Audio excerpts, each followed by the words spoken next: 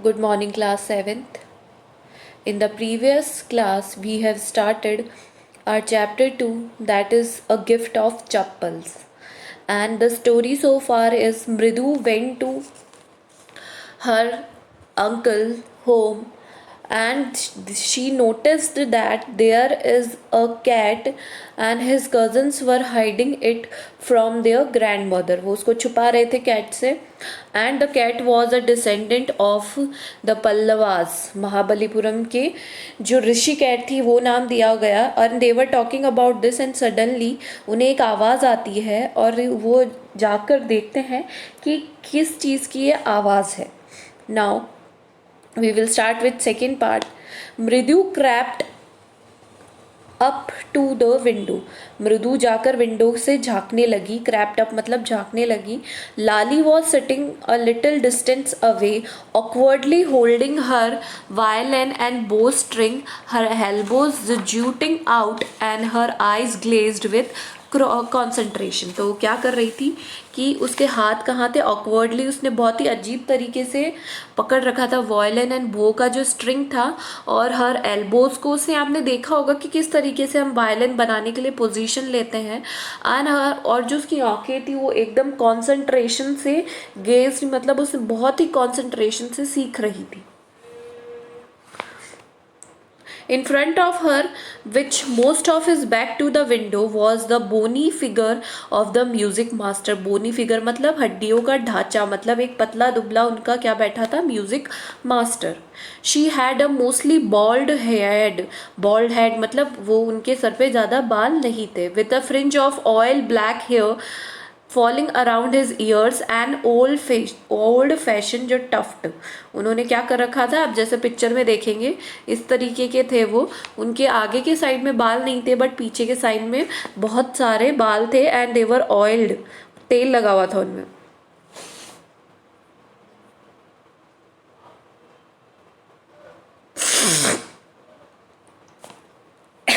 The stem of the violin, a large foot stuck out from beneath his gold bordered vesty. वेस्टी होता है एक sort of पहनने की, मतलब it is a dhoti type जिसे वो लोग क्या बोलते हैं, वेस्टी बोलते हैं. He was beating time on the floor with the scrawny book big toe. और वो अपने जो पैर था उसको बार बार क्या कर रहे थे, बजा रहे थे नीचे ज़मीन पर. Now what he did, he played a few notes. उसने कुछ नोट्स बजाए वायलिन पे. लाली stumbled behind him on her violin, which looked quite helpless and unhappy in her hands. लाली उनको कॉपी करने की कोशिश कर रही थी बट somehow वो पीछे रह गई थी और इससे ज़्यादा इस वजह से वो बहुत ही ज़्यादा क्या, हेल्पलेस और अनहैप्पी थी.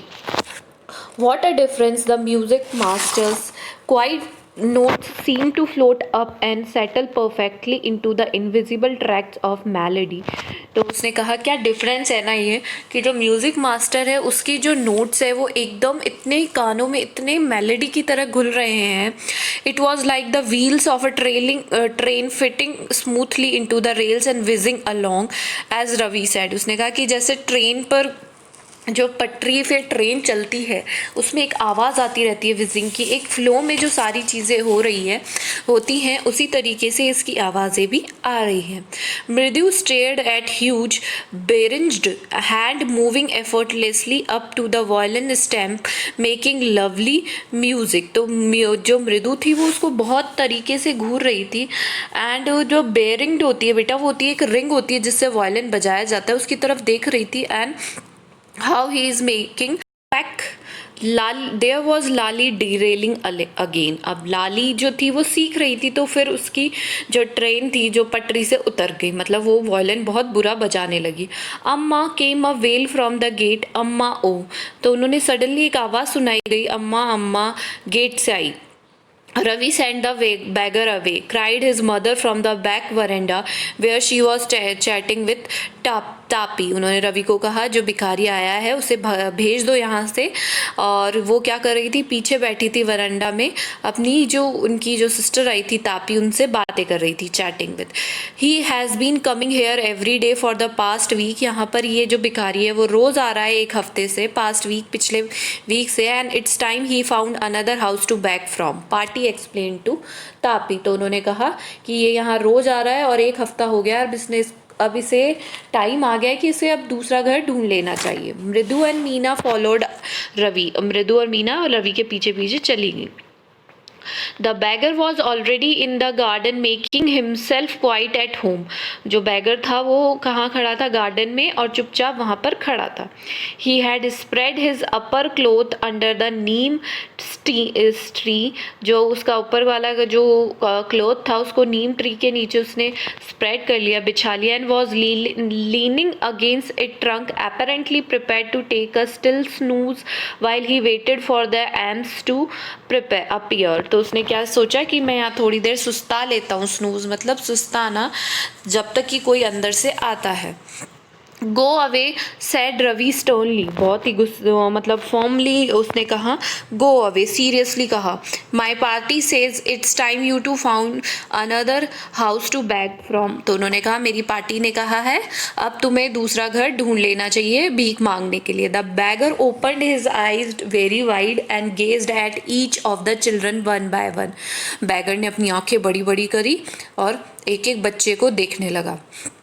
The ladies of this house, he said at last in a voice choked with feeling, are very kind soul। उसने कहा जो ladies यहाँ रहती है उनकी वो तो बहुत ही अच्छी हैं। I have kept my body and soul together for their generosity, the generosity होता है दयालुता, for kindness a whole week। तो उसने कहा मैं तो यहाँ इसलिए आ रहा था क्योंकि इस घर की जो ladies है बहुत ही ज़्यादा दयालु हैं। I cannot believe that they would turn me away, और मुझे बिलीव नहीं हो रहा है कि वो मुझे इस तरीके से यहाँ से भेज देंगी। He raised his voice, अम्मा अम्मा, फिर भी उसने आवाज़ लगाना शुरू किया, अम्मा अम्मा। Said his wail might be but it certainly wasn't feeble, मतलब वो धीरे आवाज़ लगा रहा था बट बिल्कुल डरा हुआ नहीं था। feeble मतलब he was not weak। It began in a deep, strong rumble somewhere in his withered belly and came booming out of his mouth। उसके पेट में रोल रोल हो रहा होगा और सडनली मुंह में से इसको आवाज़ लगा रहा था। With his few remaining teeth, कुछ बचे कुछ टीथ थे, stained brown with betel chewing, betel मतलब सुपारी, और उसके जो कुछ बचे कुछ टीथ थे वो ब्राउन हुए हुए थे, किस वजह से, तो वो सुपारी खाते थे। Ravi tell him there is nothing left in the kitchen called Rukumani, Rukumani ने कहा कि रवि से कह दो किचन में कुछ भी नहीं है। And he is not come to again, tell him that. He sounded fed up, मतलब परेशान होते हुए उसने कहा इसे कह दो किचन में कुछ भी बचा हुआ नहीं है खाने के लिए और यहाँ आने की से ज़रूरत। Ravi didn't have to repeat it all to the beggar. What his mother said had been easy for them all to hear there under the neem tree। उन्होंने क्या कहा कि उसे रवि को वो रिपीट करने की ज़रूरत नहीं पड़ी क्योंकि वहाँ तक उनकी जो मदर्स है कह रही थी वो आवाज़ बिल्कुल ईजीली क्लियरली जो ऑडिबल थी उन्हें सुनाई दे रही थी। The bagger set up and side, एक बैठ गया वहाँ पे और भरी। I will go he sad verily, उसने कहा ठीक है मैं यहाँ से चला जाता हूँ। Only let me have a rest under this tree, मुझे थोड़ी देर यहाँ बैठने दो।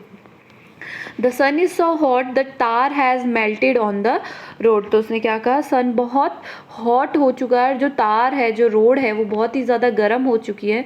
माई फीट आर ऑलरेडी ब्लिस्टर्ड, मेरे जो फीट है वो ऑलरेडी जल चुके हैं मतलब। He stretched out his feet to show large pink peeling blisters on the soles of his bare feet, और उसने अपने पैरों को स्ट्रेच करके दिखाया। ब्लिस्टर होते हैं बेटा छाले, उसके पैरों पे छाले पड़ गए थे। I suppose he doesn't have the money to buy chappals, Mridu whispered to Meena and Ravi. Mridu ने विस्पर किया, धीरे से कहा कि शायद इनके पास पैसे नहीं है चप्पल खरीदने के लिए। Have you got an old pair in the house somewhere, तो उसने कहा क्या तुम्हारे पास कोई पुराना पेयर है रखा हुआ जो हम इसे दे सके। I don't know said Ravi, मुझे नहीं पता। Mine are too small to his feet and I had given him to him, मेरी चप्पल तो बहुत छोटी होगी अगर मैं इनको दे दूंगा तो। And his feet were larger than Mridu and Meena, और उसके फिर पैर सबसे बड़े थे भिखारी के। The beggar was shaking out his upper clothes and tightening his dhoti, वो अपने धोती को क्या करने लगा, टाइट करने लगा। He raised his eyes and look fearfully at the road gleaming in that afternoon heat, और उसे बहुत ही ज़्यादा क्या लगने लगा, डर लगने लगा, क्योंकि उसके पैरों पर ऑलरेडी छाले पड़ गए थे एंड वो जो आफ्टरनून थी वो बहुत ही ज़्यादा क्या थी, गर्म थी। So this is all for today. You have to do hard words. We will continue the chapter tomorrow. Thank you.